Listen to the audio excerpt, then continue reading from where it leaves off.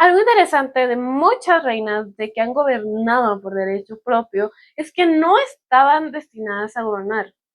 Te das el ejemplo de Isabel II, de Isabel I, de María I y también de la reina que estaremos hablando hoy. No estaban destinadas a gobernar ninguna de ellas, pero lo lograron.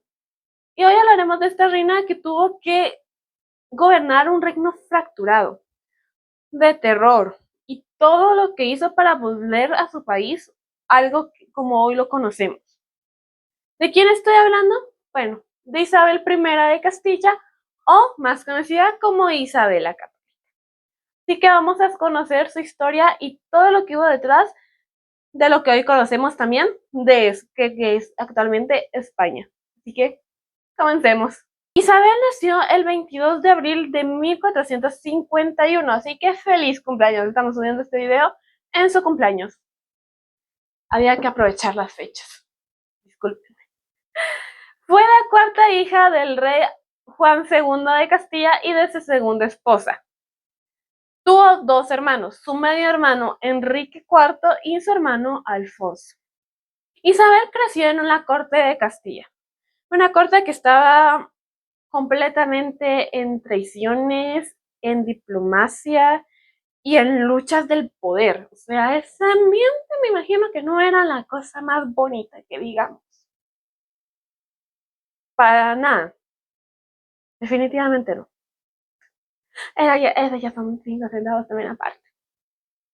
Durante muchos años su padre estuvo gobernando y cuando su padre Juan II falleció, su medio hermano Enrique IV obtuvo el poder. Ahí empieza un gran problema, ya que Enrique tuvo una hija que se llamaba Juana, pero no todos estaban de acuerdo que Juana, su hija, tomara el trono de Castilla, ya que la consideraban que no era legítimamente hija de Enrique IV, ya que su esposa de Enrique, que era princesa de Portugal, creían que, os cuentan, que era muy, muy vivaz, o sea, que tuvo relaciones con otro hombre y que de ahí salía la hija. Entonces todos consideraban que Alfonso, el hermano de Isabel, tomara el trono. Tristemente, Alfonso no pudo tener el trono porque falleció cuando era relativamente joven. Entonces las únicas dos opciones que quedaron era Juana o era Isabel. Cuando falleció Enrique IV, empezó un pleito de sucesión. Había partidarios que apoyaban a Juana, que decían que era la legítima heredera por su padre, y otros que apoyaban a Isabel, ya que la consideraban la persona más acta. Ahí estuvo una guerra que duró bastante tiempo, para ver quién gobernaría el reino. Al final de todos, y cuenta todo, la que terminó siendo coronada como reina fue Isabel, que fue coronada en 1479 como reina, como Isabel I de Castilla. Para asegurar su poder, se casó con Fernando II de Aragón, que técnicamente era su primo segundo, porque todo hay que mantenerlo entre familias, como siempre. Hay que mantenerlo en familia, ya saben, siempre hay que mantenerlo en familia. Se casaron en 1469 con, ahí hay un dato, de que ahí falsificaron una aprobación por el Papa, que en esos tiempos era el Papa, no me acuerdo el nombre que se los voy a poner, pero era un Papa Borgia, muy criticado de la época porque el pobre ya tenía familia. Ya pronto vamos a hablar de la hija del Papa de Borgia, que es también muy interesante esa historia y rara, porque creo que sepa, un Papa no puede tener hijos. Pero ya conocemos el planeta Tierra, ya conocemos a los humanos, eso ya se parte. Donde fue ratificada y aceptada el matrimonio entre Fernando II y Isabel, lo que hizo que Castilla y Aragón quedaran unidas por matrimonio. Durante su reinado, junto con Fernando II, Isabel impulsó muchas cosas: el arte, la poesía y junto con eso la impulsaron la conquista de Granada, bueno, la recuperación de Granada. en 1492. También impulsó y ayudó a que Cristóbal Colón empezara su viaje a las Indias, que ya sabemos que no llegó a las Indias, sino que fue a descubrir América.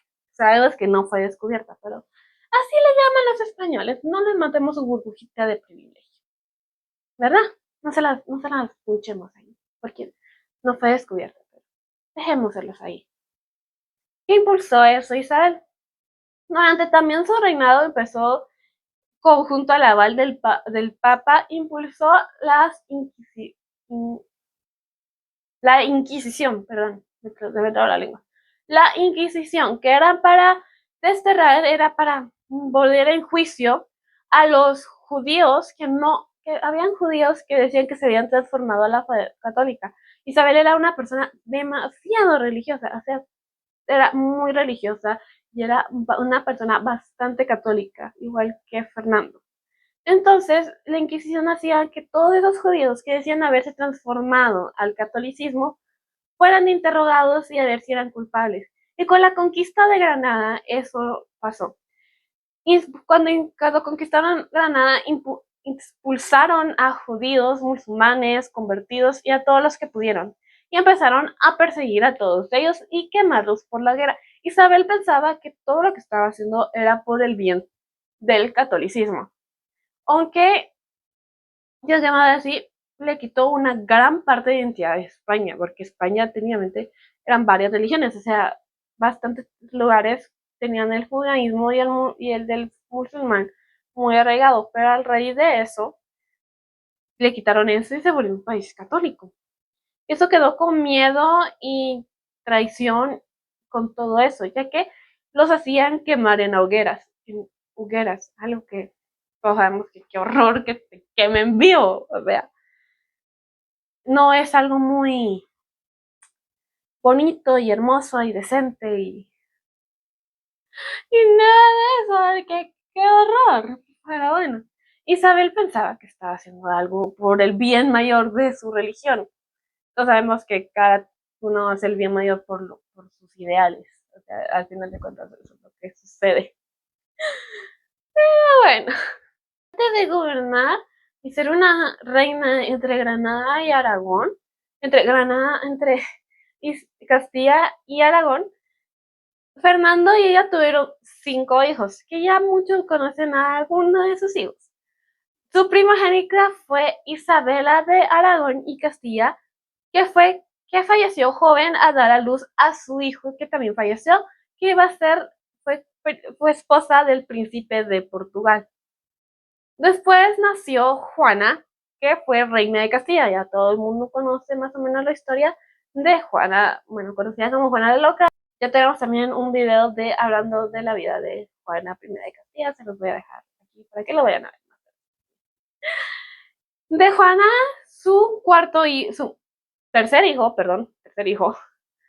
fue Juan, que técnicamente antes de todo él iba a ser el heredero al trono de Castilla, pero falleció joven también. Para matar, entonces sí, Juana se quedó también con el derecho al trono en el testamento de su mamá. Después estaría María, que ella se casó con el viudo de la hija de su hija, con el viudo de su hermana, mejor dicho, con el viudo de Isabel, y se convirtió en reina consorte de Portugal, ya que se casó con el rey Manuel de Portugal. Y ella se quedó como reina consorte de Portugal. Y tenemos a Catalina de Aragón, que ya todo el mundo sabemos que fue casada con Arturo Tudor y después con Enrique VIII. Pero la vida de Catalina va a ser por otro video. Tuvo 5 hijos. Isabel estuvo muy, muy, muy metida en la enseñanza y en la crianza de sus hijas. Eso sí, Isabel no creía que una mujer pudiera gobernar. Siempre las crió para ser reinas consortes, de estar fiel a su esposo y hacerle caso. Aunque no podemos criticarla no la podemos criticar porque también en la época de vida ella era reina, pero no podemos juzgarla por las ideas de tiempos antiguos. Que muy correctos sean, no, pero La escribió así y también la escribió con una ferviente fe al catolicismo, algo que al finalmente condenaría a sus hijos. Con todo eso, Isabel no pudo hacer mucho con la vida personal de cada uno y las tristezas y las penas y el trágico final de cada uno de sus hijos ya no fue responsabilidad de ella. Aunque siento que sí le hubiera dolido mucho el trágico final que tuvieron cada uno de sus hijos, porque al final de cuentas, todos sus hijos terminaron, bueno, casi todos sus hijos tuvieron un final trágico. Yo diría, conexiones que no hay que hacer, se quedan entre familias las tragedias. Incluso su nieta tuvo un trágico final. No es su nieta. O sea, la que más marcaron fue a Juana, eso sí. Eso sí, podemos decir que la que más marcaron fue a Juana con todo eso. Hmm. Bueno, Juana fue reina y se casó con Felipe. Eso ya está bien esa parte, eso ya lo pueden escuchar en la otro día. Isabel no solo fue reina, sino como dijimos, impulsó la conquista de América. Aunque ella no fue personalmente a América y a supervisar todo eso, impulsó la conquista de América e hizo que España durante mucho tiempo fuera la potencia por todo el oro y los esclavos y el hackeo, los hackeos y todo lo de América. Pero bueno, no nos vamos a meter en ese lado, porque son temas delicados para ellos, que para ellos nos salvaron. Para España fue una salvación, salvación. Pero bueno, y nos enseñaron el catolicismo a la fuerza, también. Y masacraron a los indígenas, también. Y así dicen que nos salvaron. Todos los estándares, digo yo. Pero bueno, aparte de lo de la conquista de América por parte de Isabel y Fernando, Isabel también contribuyó a la arquitectura, como dijimos, a la literatura y a todo. Durante su reinado se publicó el primer libro en castellano de un autor, que se lo voy a dejar aquí, también. O sea, impulsó mucho el arte y todo eso gracias a Isabel. Isabel logró hacer algo como logró unificar varios reinos para que se hiciera oficialmente como hoy conocemos a España. Porque podemos decir que sin Isabel y sin su esposo, su primo, no, España no sería como era y no tuvieron todas esas riquezas que tuvieron con eso. Eso sí podemos decir. Qué mala gestión de los españoles para el dinero. Se gastaron todo lo que robaron en tan poco tiempo. Bueno, eso también es aparte. Nos estamos desviando del tema de Isabel, ¿verdad? Isabel también estuvo muy involucrada, como dijimos, en la vida de sus hijos. Cuando ya estaba en sus últimos días y en su testamento dejó que Juana fuera su heredera, pero no confiaba mucho en el criterio de Juana, ya que ya había presentado varios problemas de salud mental. Problemas. Problemas, podemos decir, celos por su esposo y sus amantes, y sus enojos y sus rabietas, pero problemas de salud mental. Entonces dejó que su esposo, Felipe, también gobernara junto con él. Porque siempre. Es broma, no. No lo tomen a mal. Me da risa. A mí yo me pongo a borrarme de eso. Entonces, al final de cuentas, todo eso. Isabel fue una persona que contribuyó mucho. Estamos diciendo con el apoyo a lo de Cristóbal Colón. Isabel puso mucha fe en él. Porque imagínense que no lo hubiera logrado, esa idea era estúpida, porque en esos tiempos creían que el planeta Tierra era plano. Bueno, mucha gente sigue pensando que el planeta Tierra es plano, pero también esos son estúpidos. Puso mucha fe y la logró, puso mucha fe en él y lo que hizo fue conseguirle un nuevo planeta, un nuevo mundo. Entonces, su fe y su devoción a Cristóbal Colón la ayudó bastante a que muda riqueza entrara y se volviera una potencia mundial de España por mucho tiempo. No, con lo que hicieron la plata después, con el oro después, es otro.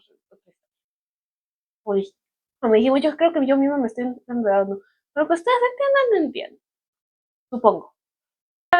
Al final hizo muchas cosas por su reino. Isabel falleció el 26 de noviembre de 1504 en Medina del Campo.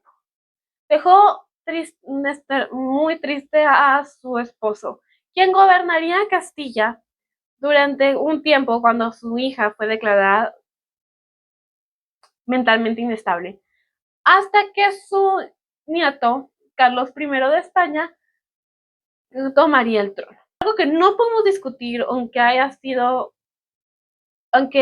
en el reinado de Isabel hubo muchas muertes, muchos saqueos y muy cosas muy cuestionables sobre lo que hizo y no hizo, más con las inquisiciones, la muerte de judíos, el despojo y la muerte de muchos pueblos indígenas en América. No podemos indiscutir que gracias a ella España es como lo conocemos ahora. No podemos tampoco discutir todo el legado que nos dejó.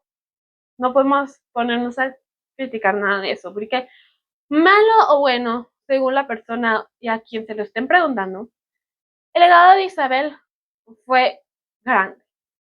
Pudo unificar varios reinos, apadrinó el viaje de Colón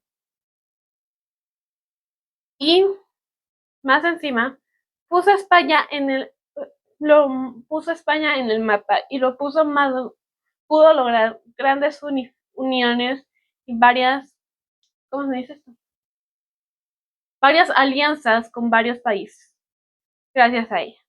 Entonces no podemos negar que su legado es grande. Isabel no solo fue una reina que diseñó su destino y diseñó el destino del país. Fue una persona que con fe, esperanza, política y coraje logró lo que logró, poniendo a prueba de que una mujer podía gobernar. O sea, que una mujer podía gobernar por méritos propios. Pero bueno, esta es la historia de Isabel I de Castilla, o más conocida como Isabel la Católica. Espero que les haya gustado bastante el video. No olviden darle like, suscribirse y comentar qué les pareció. Tampoco olviden ir a leer mi libro at Wattpad, que se llama Tierra, y dejar ahí sus comentarios. Tampoco olviden seguirme en todas mis redes sociales y espero verlos en el próximo capítulo de Voces en Imperio, que hablaremos de su querida hija, hablaremos de Catalina de Aragón, que también su vida fue trágica. Así que espero que les haya gustado. Los quiero y bye.